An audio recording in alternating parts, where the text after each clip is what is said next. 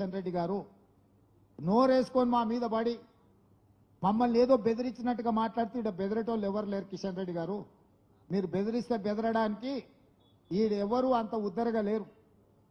నువ్వు తీసుకురా, నువ్వు మెట్రో రైలు తీసుకొస్తావా, మూసీ నది ప్రక్షాళనకు నిధులు తీసుకొస్తావా, రీజనల్ రింగ్ రోడ్డు తీసుకొస్తావా, సెమీ కండక్టర్ మన దగ్గరకు వస్తాన వాళ్ళని బెదిరించి గుజరాత్కు తీసుకెళ్ళారు.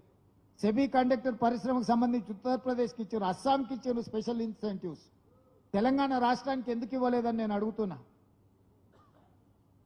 ఇవాళ ఏ విషయంలో కూడా కేంద్ర ప్రభుత్వం వైపు నుంచి మనకు అదనంగా ₹1 రాలేదు.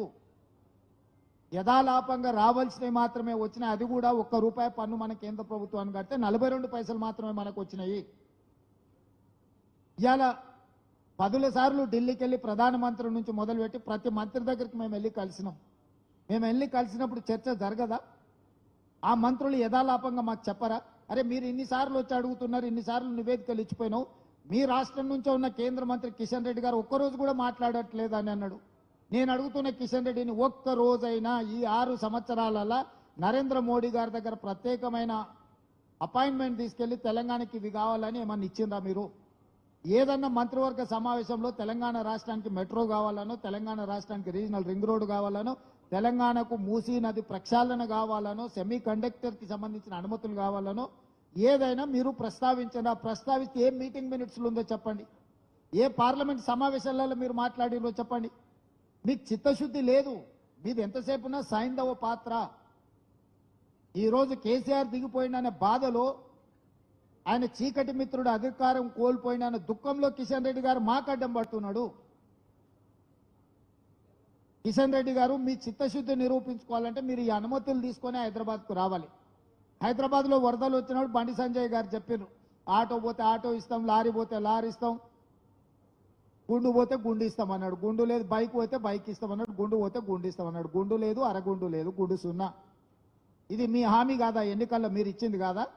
నరేంద్ర మోడీ గారు ప్రతి సంవత్సరం 2 కోట్ల ఉద్యోగాలు ఇప్పిస్తామని చెప్పి 2014 ఇచ్చిన ఎన్ని కోట్ల ఉద్యోగాలు ఇచ్చారో లెక్క చెప్పండి. నరేంద్ర మోడీ గారు 2022 లోపల ఈ దేశంలో ఉన్న ప్రతి పేదవాడికి ఇల్లు కట్టిస్తాం, ప్రధానమంత్రి ఆవాస్ యోజన అన్నాడు. తెలంగాణ రాష్ట్రానికి ఎన్ని ఇచ్చిందో లెక్క చెప్పండి కిషన్ రెడ్డి గారు. మీరు రైతుల ఆదాయం 2 చేస్తా అని మీరు ఎన్నికల మేనిఫెస్టోలో పెట్టారు. రైతు వ్యతిరేక నల్ల చట్టాలు తీసుకొచ్చి 100 మందిని బలి తీసుకున్నారు ఢిల్లీలో కిషన్ రెడ్డి గారు.